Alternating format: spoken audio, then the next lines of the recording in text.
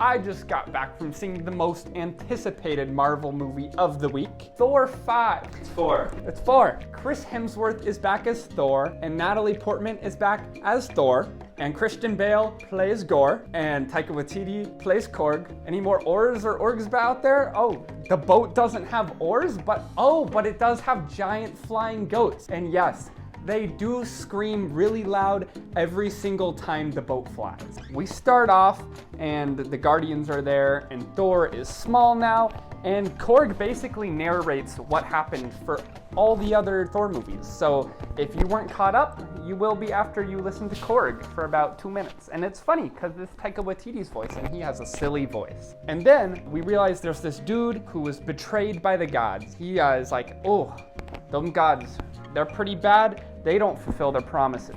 So he goes on a god killing spree, and Thor's like, wait, you can't do this, that's not cool. And so the god killer guy, he comes to Asgard, and at Asgard, he takes all the children and puts them in a giant spider cage. And the giant spider cage then goes into a special dimension called the Shadow Dimension, where it's very dark and everything's in black and white. We go on this whole adventure. Basically, Thor is trying to build an army so that he can go fight the god killer, because he's like really worried about this, right? And they have all the kids, and they make a funny joke in there that's actually a good joke. While in Asgard, we find out that Jane Foster, Dr. Jane Foster, has cancer, and she is going to die almost definitely. She becomes Thor because being Thor heals her from having cancer, but actually it prevents her from ever healing from having cancer. So, you know, double-edged sword there. Now we're on this epic journey. We get in our space boat led by 2 really loud goats, and we fly through space. And we go to the giant rock where the kids are being held.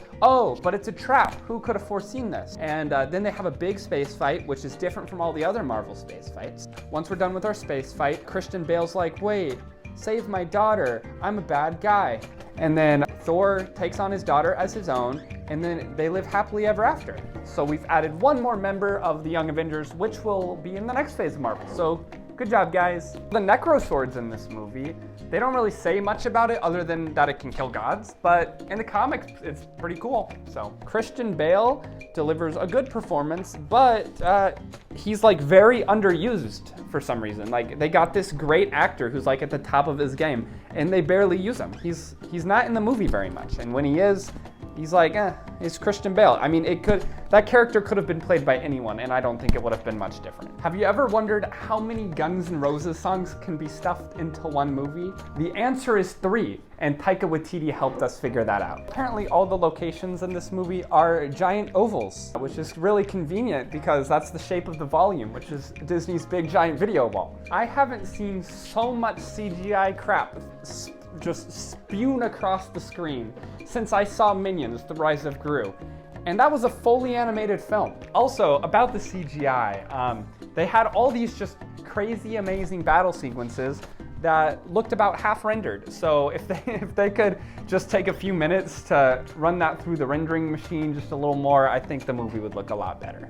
This movie has a lot of jokes, perhaps a few too many jokes. About every line, there's a joke. A lot of them they don't land. They don't land a little bit. I'm not quite sure this movie had a script to begin with, but they did find a way to cut 3 hours of footage down to, well, it wasn't 3 hours of footage, it was probably like 1 million, but then they cut it down to an 1:50 film, which is very digestible, but you can tell that there's just things missing sometimes. So this review, I know it's not very coherent, but I give this movie a 6 out of 10. It's pretty solid, and I'm gonna go take a nap now, because I'm very tired.